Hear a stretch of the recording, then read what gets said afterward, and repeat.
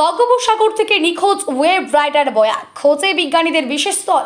সমুদ্রে ঝড়, জলোচ্ছ্বাস ও উত্তাল ঢেউয়ের আগাম পূর্বাভাস দিয়ে মৎস্যজীবীদের নিরাপত্তা নিশ্চিত করত অত্যাধুনিক ওয়েব রাইডার বয়া। কিন্তু গত এক সপ্তাহ ধরে এই গুরুত্বপূর্ণ যন্ত্রটির কোনো সিগন্যাল না পাওয়ায় উদ্বেগ ছড়িয়েছে। বয়াটির খোঁজে বকখালি, গঙ্গাসাগর ও কাকদ্বীপ উপকূলে তল্লাশি চালাচ্ছেন হায়দ্রাবাদ থেকে আসা INCOIS এর বিজ্ঞানীদের বিশেষ দল। জানা গিয়েছে 2023 সালে INCOIS বিদ্যাসাগর বিশ্ববিদ্যালয় এবং পূর্ব মেদিনীপুর মৎস্য দপ্তরের যৌথ উদ্যোগে দীঘা উপকূল থেকে প্রায় 30 কিলোমিটার গভীর সমুদ্রে বয়াটি স্থাপন করা হয়েছিল। প্রাথমিক অনুমান, গত 29শে জুলাই প্রবল জলোচ্ছ্বাসে বয়াটি বাঁধা তার ছিঁড়ে ভেসে যায়। এরপর সেটির সিগন্যাল বন্ধ হয়ে যায়।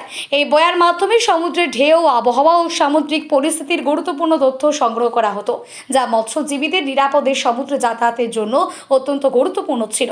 গত রবিবার থেকে 3টি দলে ভাগ হয়ে বিজ্ঞানীরা অত্যাধুনিক অনুসন্ধানী যন্ত্র নিয়ে তল্লাশি চালালেও এখনও পর্যন্ত বয়াটির কোনো সন্ধান মেলেনি। প্রতিকূল আবহাওয়া ও উত্তাল সমুদ্রের কারণে উদ্ধার অভিযানও ব্যাহত হয়েছে। এখন বিজ্ঞানীদের একটাই লক্ষ্য, সমুদ্রের ঝড়ের আগাম সতর্ক বার্তা দেওয়া এই গুরুত্বপূর্ণ ওয়েব রাইডার বয়াকে দ্রুত উদ্ধার করা। हम लोग तो ढूंढ रहा है अभी वो जो वेब बॉय को मिला कि नहीं मिला। आप लोग क्या आगे क्या करना चाहते हैं? No, no, present we are not getting any signal.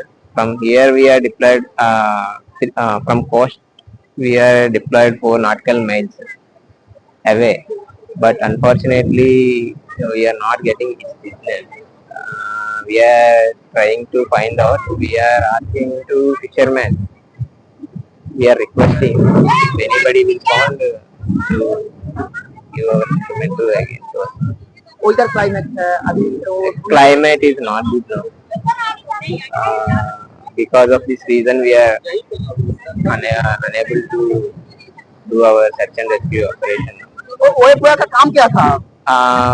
Weather is giving mostly wave information, wave height, wave direction, wave period. ठीक है आपका नाम? मेरा नाम भरत कुमार है। मैं इनका आ रहा हूँ साइंटिस्ट, सॉइल साइंटिस्ट। এই মুহূর্তে যে বয়াটা হারিয়ে গেছে, আপনাদের যেটা রিসার্চের জন্য ব্যবহার ছিল ওটা হারিয়ে গেছে, এখন আপনারা কোন জায়গা থেকে খোঁজ চালাচ্ছেন বা এখন পরিস্থিতি আপডেট কি রয়েছে?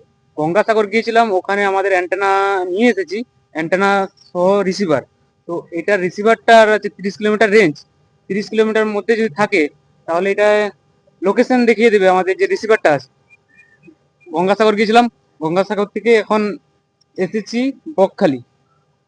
এখানে বকখালি বোটের সাথে কথা বলা হলো, কিন্তু বোট তো যেতে চাইছে না এই আবহাওয়া খারাপের জন্য।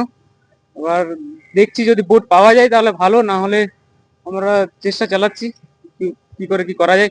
আমরা তো আর এখন সমুদ্রে যেতে পারছি না, এই যে আড়া থেকে দেখতেছি যে 30 কিলোমিটার রেঞ্জের মধ্যে যদি থাকে তাহলে এই লোকেশন দেখাবে যে আমাদের কাছে যে রিসিভারটা আর অ্যান্টেনাটা আছে।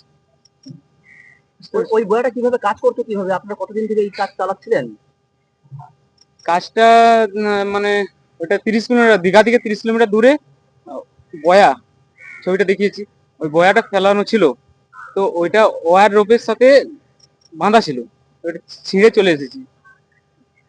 ওই বয়াটা কি কাজে লাগানো হতো? আপনারা তো কাজ করতেন, কি কাজে লাগানো হতো? ওটা আবহাওয়া আপডেট দেওয়ার জন্য। 30 কিলোমিটার যেহেতু দূরে আছে, সে আগে খবরটা পেতো, আবার ও লোকেশন হচ্ছে ডিটেলস পাঠিয়ে দিত আগেই স্যাটেলাইট থ্রু।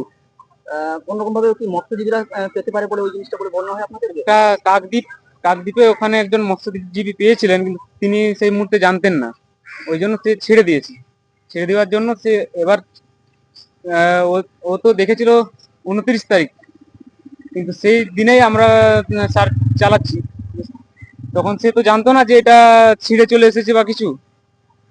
এখনো পর্যন্ত পাওয়া যায় না, এখনো পর্যন্ত পাওয়া যায়নি, কিন্তু 29 তারিখ কাকদ্বীপের ওখানে ওই হুকটা পাওয়া গিয়েছে যে বয়ার সাথে যুক্ত ছিল, ওইটা আমাদের কাছে আছে বেগে।